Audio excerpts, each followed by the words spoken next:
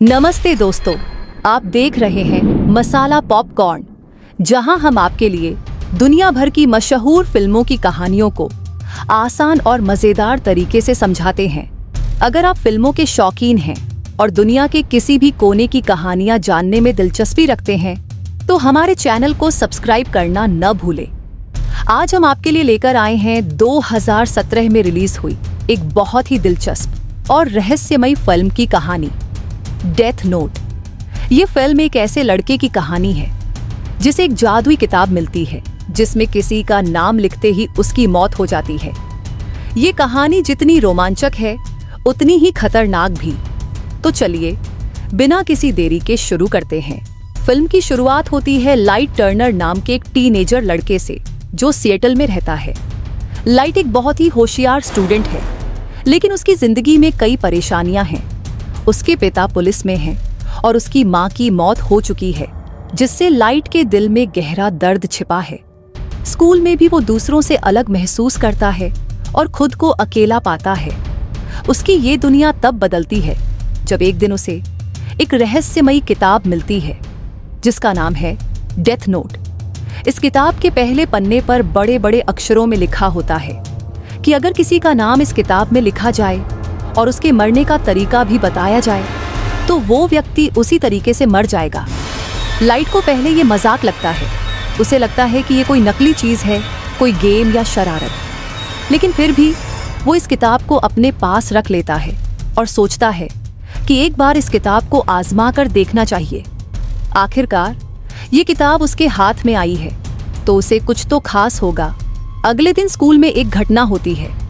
Light देखता है कि एक बदमाश लड़का एक मासूम छात्र को परेशान कर रहा है और उस पर अत्याचार कर रहा है। ये देखकर लाइट को गुस्सा आता है और उसके दिमाग में उस किताब का ख्याल आता है। वो तुरंत किताब निकालता है, उस बदमाश लड़के का नाम लिखता है और मौत का तरीका भी बताता है। जैसे ही वो ये लिखता है, कुछ ही सेकंड्स में वो बदमाश मर जाता है। लाइट को अपनी आंखों पर यकीन नहीं होता कि ये कैसे हुआ। क्या सच में ये किताब इतनी ताकतवर है? उसी रात लाइट को एक भयानक और डरावनी शख्सियत दिखाई देती है। वो एक शैतानी चेहरा है जो लाइट के कमरे में प्रकट होता है। वो कोई और नहीं बल्कि रियुक है। रियुक एक डेथ गॉड है जिसका काम है लोगों की जिंदगी का अंत करना। रियुक बताता है कि ये किताब असल में उसकी है और उसने ये किताब लाइट के पास इसलिए छोड़ी ताकि वो देख सके कि इंसान इस तरह की शक्ति का कैसे इस्तेमाल करता है। रियुक को इंसानों के फैसले और उनके नतीजे देखना मजेदार लगता है। वो लाइट से कहता है कि अब ये बुक उसकी है और इसका इस्तेमाल वो जैसे चाहे कर सकता है। लाइट के लिए ये अनुभव एकदम नया और अनोखा होता है। उसे एहसास होता है कि उसके हाथ में अब वो ताकत है जिससे वो किसी की भी जिंदगी ले सकता है। धीरे धीरे लाइट के मन में ये विचार आने लगता है कि वो इस किताब का इस्तेमाल अपराधियों को सजा देने के लिए कर सकता है। वो दुनिया से अपराधियों का सफाया करने का सपना देखता है और एक आदर्श समाज बनाने की ठान लेता है जहां बुरे लोगों का कोई नामो निशान ना हो। इस मिशन के तहत वो खुद को एक नया नाम देता है, किरा। अब लाइट की जिंदगी का एक ही मकसद होता है, दुनिया से सारे बुरे लोगों को खत्म करना। वो अपनी ताकत का इस्तेमाल करता है और धीरे धीरे उसे अपराधियों की लिस्ट मिलनी शुरू हो जाती है। लाइट को ये काम करना रोमांचक लगता है क्योंकि उसे लगता है कि वो एक तरह से न्याय कर रहा है। उसकी जिंदगी में अब एक अलग तरह का जुनून आ जाता है। हर अपराधी का नाम लिखना और उसे अपने ही बनाए हुए तरीके से मौत देना लाइट के लिए जैसे एक खेल बन जाता है। इस पूरे मिशन में उसका साथी बनता है रियुक, जो हर वक्त उसके आसपास रहता है और इस खेल को बड़े मजे से देखता है। लाइट का एक दोस्त और क्लासमेट है मिया सटन, जो एक बहुत ही जिज्ञासु और साहसी लड़की है। मिया को देखकर लाइट के दिल में एक खास जगह बन जाती है। एक दिन लाइट अपनी इस किताब के बारे में मिया को बताता है। मिया को ये आइडिया बहुत पसंद आता है और वो भी लाइट के साथ इस मिशन में शामिल हो जाती है। दोनों मिलकर अपराधियों का नाम डेथ नोट में लिखते हैं और देखते ही देखते दुनिया भर में अपराधियों की रहस्यमयी तरीके से मौतें होने लगती हैं। धीरे धीरे इस बात की खबर हर किसी को होने लगती है कि कोई है जो दुनिया में गुनहगारों को सजा दे रहा है। मीडिया में ये खबर फैलने लगती है कि एक रहस्यमयी व्यक्ति, जिसका नाम लोग किरा रख देते हैं, अपराधियों को मार रहा है। किराई मतलब लोग एक नए न्याय के तरीके के रूप में देखना शुरू कर देते हैं। कुछ लोग इसे सही मानते हैं तो कुछ लोगों को ये डर लगने लगता है कि कोई इंसान इतना ताकतवर कैसे हो सकता है कि दूसरों की जिंदगी का फैसला कर सके। जब कई अपराधियों की मौतें एक ही तरह से होने लगती हैं और ये दुनिया भर में चर्चा का विषय बन जाता है, तो पुलिस भी इस पर ध्यान देती है। यहीं पर हमारी कहानी में एक और महत्वपूर्ण किरदार की एंट्री होती है, एल। एल एक बहुत ही होशियार और रहस्यमयी डिटेक्टिव है, जिसे कई कठिन केस सुलझाने के लिए जाना जाता है। उसका कोई असली नाम नहीं होता और वो अपनी पहचान छुपाकर ही हर केस को सुलझाता है। एल का मानना है कि ये काम किसी इंसान का ही हो सकता है जो खुद को भगवान समझ रहा है और अपने हिसाब से न्याय कर रहा है। एल को इस केस में दिलचस्पी होती है और वो इस केस को सुलझाने की ठान लेता है। वो जल्द ही अंदाजा लगाता है कि ये घटनाएं सिएटल में हो रही हैं और उसकी खोज लाइट की ओर बढ़ने लगती है। एल एक बहुत ही चालाक और बुद्धिमान इंसान है और वो लाइट की हर हरकत पर नजर रखने लगता है। उसका मानना है कि इस रहस्यमयी किर्रा को पकड़ना बहुत जरूरी है ताकि दुनिया में लोगों का विश्वास बना रहे और न्याय का सही मतलब समझ में आए। एल की इस तरह की सोच और जांच से लाइट थोड़ा डरने लगता है। उसे लगने लगता है कि एल उसके मिशन के लिए एक बड़ा खतरा बन सकता है, लेकिन उसके अंदर का अहंकार उसे इस बात की इजाजत नहीं देता कि वो अपने प्लान को छोड़ दे। इसलिए लाइट और एल के बीच एक खतरनाक दिमागी खेल शुरू हो जाता है, जहां दोनों एक दूसरे को मात देने की कोशिश में हैं। लाइट और मियां दोनों एल से आगे निकलने के लिए कई नई योजनाएं बनाते हैं। लाइट को यकीन होता है कि वो अपनी पहचान छुपा सकता है, लेकिन एल भी अपने शक को और मजबूत करता जा रहा है। एल ने लाइट के हर कदम पर नजर रखने के लिए कई चालें सोची हैं और उसके हर कदम पर पहरा लगा दिया है। मियां भी इस पूरे मिशन में खुद को पूरी तरह शामिल कर चुकी है, लेकिन धीरे धीरे उसके अंदर भी लालच पैदा होने लगता है। मियां चाहती है कि वो ज्यादा से ज्यादा लोगों को मार दे और दुनिया को अपने हिसाब से बदल दे। वो चाहती है कि लाइट उसके साथ मिलकर पूरी दुनिया को कंट्रोल करे और अपने हिसाब से चलाए। लेकिन लाइट इस बात से थोड़ा डरने लगता है, क्योंकि उसे लगने लगता है कि मियां अपने कंट्रोल से बाहर होती जा रही है और उसका नजरिया लाइट से कुछ अलग होता जा रहा है। अब लाइट के लिए मियां भी एक खतरा बन चुकी है, लेकिन वो इस बात को लेकर थोड़ा भ्रमित होता है कि मियां का साथ छोड़ना सही होगा या नहीं। एल भी अब इस मामले को और गंभीरता से ले रहा है। उसने लाइट को पकड़ने के लिए एक नई योजना बनाई है।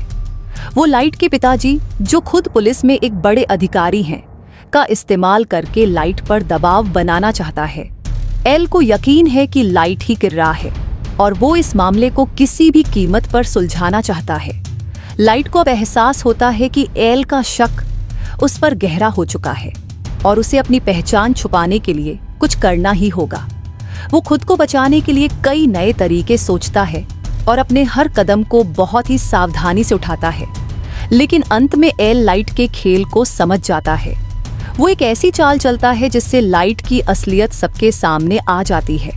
लाइट का मिशन अब खतरे में है और उसे अपनी जान बचाने की भी चिंता होने लगती है। लाइट के लिए अब ये खेल एक जिंदगी और मौत का खेल बन गया है।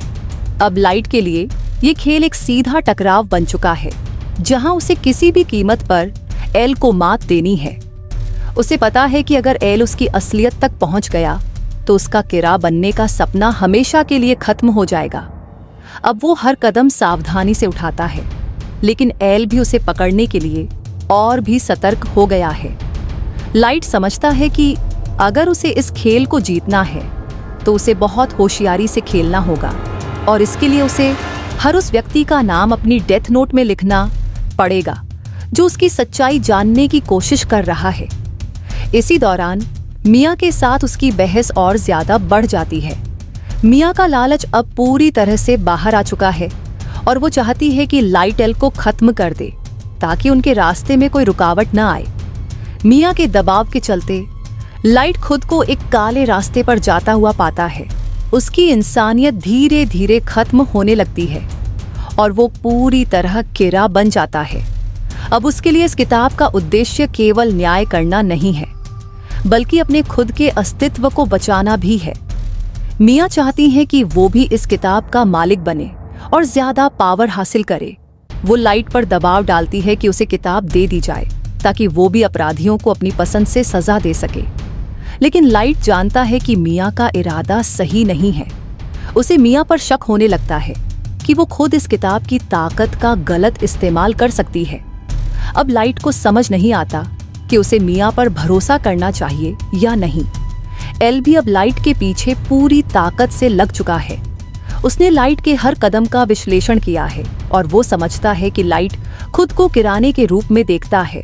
एल को यकीन हो गया है कि लाइट ही असली अपराधी है। वो लाइट को सीधे तौर पर चुनौती देता है और एक ऐसी योजना बनाता है जिससे लाइट को अपनी सच्चाई का पर्दाफाश करना पड़ेगा। लाइट को अब एक कठिन फैसले का सामना करना पड़ता है। उसे लगने लगता है कि उसकी सारी योजनाएं उसके खिलाफ हो रही हैं। मियाँ भी अब उसके ऊपर शक कर रही है और एल भी उसके करीब आ रहा है। वो सोचता है कि क्या उसे इस किताब का इस्तेमाल छोड़ देना चाहिए या फिर अपनी पहचान बचाने के लिए एक आखिरी चाल चलनी चाहिए। आखिरकार मियाँ और लाइट के बीच एक खतरनाक संघर्ष होता है। मियाँ चाहती है कि लाइट उसे किताब दे दे, लेकिन लाइट इसे देने से मना कर देता है। दोनों के बीच संघर्ष के दौरान मियाँ धोखे से लाइट के खिलाफ चाल चलती है। वो खुद ही लाइट का नाम डेथ नोट में लिखने की कोशिश करती है ताकि वो किताब की असली मालिक बन सके। लेकिन लाइट चालाकी से मियाँ की इस योजना को भांप जाता है और मियाँ को ही उसकी अपनी चाल का शिकार बना देता है। मियाँ की मृत्यु हो जाती है और इस तरह लाइट एक बार फिर से अपने मिशन में अकेला रह जाता है। अब लाइट पूरी तरह से अकेला है। उसकी जिंदगी में न तो मियाँ बची है और न ही कोई और जिसे वो अपनी सच्चाई बता सके। उसका सबसे बड़ा दुश्मन एल अब भी उसके पीछे है। एल ने आखिरकार लाइट की असलियत जान ली है और उसे सबके सामने लाने के लिए तैयार है। लेकिन लाइट अपनी अंतिम योजना पर काम करता है और एक आखिरी चाल चलता है जिससे एल को भी इस खेल से हमेशा के लिए बाहर कर सके। लेकिन अंत में लाइट की ये चाल भी नाकाम हो जाती है। पुलिस और एल मिलकर आखिरकार उसे पकड़ लेते हैं और उसकी सच्चाई पूरी दुनिया के सामने आ जाती है। लाइट का किरा बनने का सपना टूट जाता है और वो एक आम इंसान की तरह ही अपनी जिंदगी की कीमत चुकाता है। उसकी ये शक्ति जिसे उसने न्याय के लिए इस्तेमाल करना शुरू किया था, आखिर में उसके खुद के पतन का कारण बन जाती है। इस तरह फिल्म डेथ नोट का अंत होता है, जहां एक शक्तिशाली किताब जो किसी की जिंदगी और मौत का फैसला कर सकती थी, एक इंसान की जिंदगी को पूरी तरह बर्बाद कर देती है। इस तरह लाइट का पतन होता है। उसे समझ में आता है कि जो किताब उसने एक अच्छे मकसद के लिए इस्तेमाल करना शुरू किया था, वो अब उसे ही निगलने वाली थी। इस किताब की शक्ति ने उसके अंदर के इंसान को धीरे धीरे खत्म कर दिया और वो एक ऐसे रास्ते पर चल पड़ा जहां उसे खुद भी नहीं पता था कि वो सही कर रहा है या गलत। लाइट का यह सफर हमें ये भी सिखाता है कि कितनी भी बड़ी शक्ति क्यों ना हो, अगर उसका गलत इस्तेमाल किया जाए तो उसका नतीजा हमेशा विनाशकारी ही होता है। लाइट ने यह मान लिया था कि वो खुद को न्याय के देवता के रूप में देख सकता है और किसी की जिंदगी का फैसला कर सकता है। लेकिन आखिरकार ये भ्रम ही उसके पतन का कारण बना। रियुक, जो इस पूरी कहानी का मूक दर्शक बना रहा, उसे देखकर मुस्कुराता है। उसे पता था कि जो भी इस डेथ नोट का मालिक बनेगा, उसका अंत दुखद ही होगा। रियुक बताता है कि उसे इंसानों की इस तरह की कहानियां देखने में मजा आता है, जहां वो अपनी ही गलती से बर्बाद हो जाते हैं।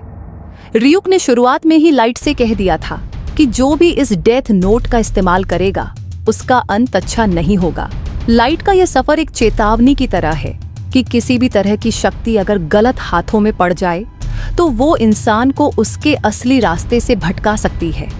लाइट की कहानी हमें ये भी याद दिलाती है कि किसी को भी खुद को न्याय का मसीहा समझने की भूल नहीं करनी चाहिए, क्योंकि असली न्याय वही होता है जो कानून के दायरे में रहकर किया जाए। आखिर में फिल्म यही संदेश देती है कि हर इंसान की जिंदगी की एक सीमित सीमा होती है और कोई भी इंसान दूसरों की जिंदगी का फैसला नहीं कर सकता। लाइट ने अपनी समझ और ताकत का गलत इस्तेमाल किया और आखिरकार उसका अंत दुखदाई ही हुआ। रियुक का किरदार इस पूरी कहानी में एक ऐसे दर्शक का है जो यह देखता है कि कैसे इंसान अपनी ही गलतियों के जाल में फंसता चला जाता है। इस कहानी का अंत भले ही दुखद हो, लेकिन यह हमारे लिए एक गहरी सीख छोड़ जाती है। हर ताकत के साथ जिम्मेदारी भी आती है, और जब इंसान अपनी जिम्मेदारी को भूलकर अपनी ताकत का गलत इस्तेमाल करता है तो उसका परिणाम हमेशा बुरा ही होता है। डेथ नोट जैसी शक्ति एक ऐसी चीज है जो केवल काल्पनिक है, लेकिन असल जिंदगी में हम सबके पास फैसले करने की शक्ति होती है। अगर हम अपने फैसले समझदारी से लें और किसी के जीवन पर गलत असर न डालें, तो शायद हम भी एक बेहतर इंसान बन सकते हैं। तो दोस्तों, ये थी 2017 की फिल्म डेथ नोट की कहानी, जो हमें एक रहस्यमयी किताब और एक इंसान की गलतियों से सबक देती है। अगर आपको हमारी ये कहानी पसंद आई हो तो हमारे चैनल मसाला पॉपकॉर्न को सब्सक्राइब करना न भूलें। हम ऐसे ही और भी रोमांचक फिल्मों की कहानियां आपके लिए लाते रहेंगे। अगर आपके मन में कोई सवाल हो या कोई फिल्म है जिसे आप हमारे चैनल पर देखना चाहते हैं, तो हमें कमेंट में ज़रूर बताएं। अगले एपिसोड में हम फिर से आपके लिए एक नई कहानी लेकर आएंगे। तब तक के लिए अलविदा।